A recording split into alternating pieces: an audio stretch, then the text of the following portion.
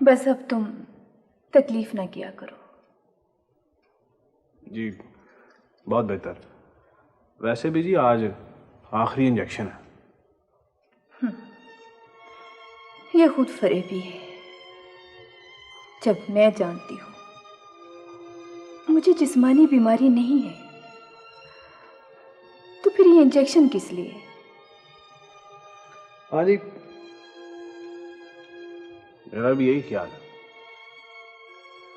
मेरी रूह बीमार है और इसका इलाज किसी के पास नहीं है। वो जी कहते हैं ना, मसीकी रूह की ग़िज़ा है, तो फिर आप बस।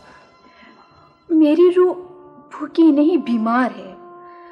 भूखे और बीमार में फर्क नहीं समझते।